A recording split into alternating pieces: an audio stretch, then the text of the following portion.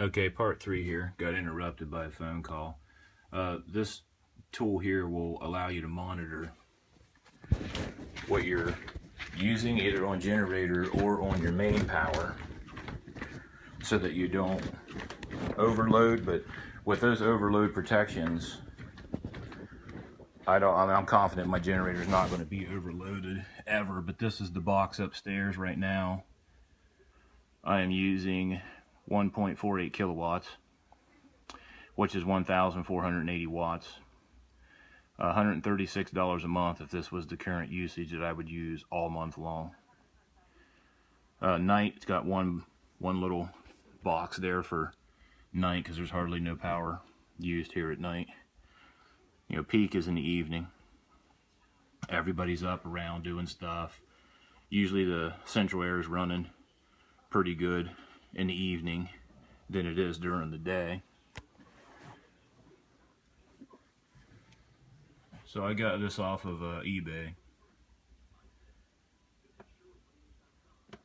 And again, it's a great tool to let you know exactly how much you're using wattage wise.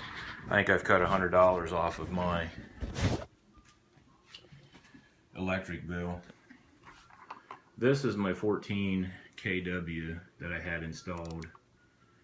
That's a 330 gallon tank that I had rented from a local gas company.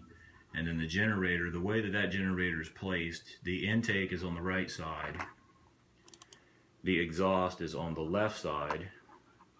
So when that generator would run, it would actually exhaust under the steps between the pool and the house, and I could hear it a lot more than the way I have the 22 put in. The 22 is installed so that the exhaust vents away from the house, away from the deck, toward further down the backyard, and it's a little bit quieter that way. The transfer switch on the 14 kW, it was a 14 circuit transfer switch separated from the main panel. The transfer part's at the top and then the circuit breakers are at the bottom. There's a whip that comes out of the bottom that goes into your main panel, and then a whip out of the top that runs out to your generator. This is the exhaust side of the 14 kW, and the gas work, you can see there's like almost hilarious. It's held up by a twig.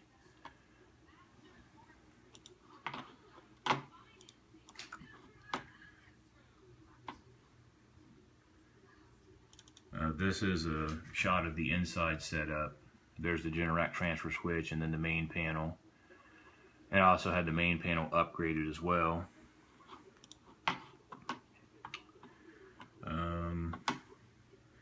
The 22, there's some, I took some pictures here, kind of bits and pieces, as I was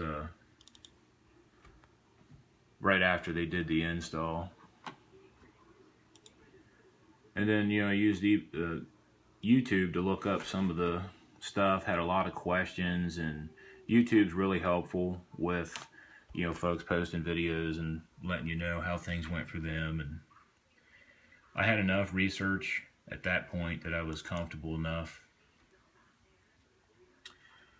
to go ahead and do my own gas work on the generator, which saved me about $500 by doing the gas, hooking the gas up to it.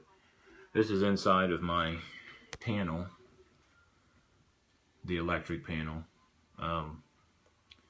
All of the circuits in your main panel are backed up under your generator, and it's those lockout modules, those PMMs, that will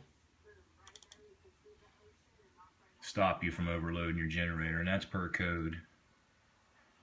That's the rented tank and then the new tank that I bought. It was actually difficult for me to find a tank to buy.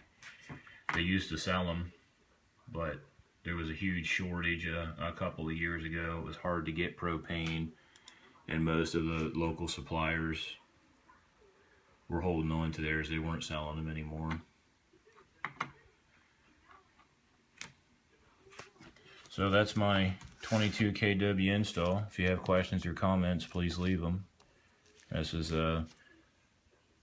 part 3 of 3 videos that I made, and those are the only 3 I think I've ever posted on YouTube, so I'd appreciate the feedback. Thanks.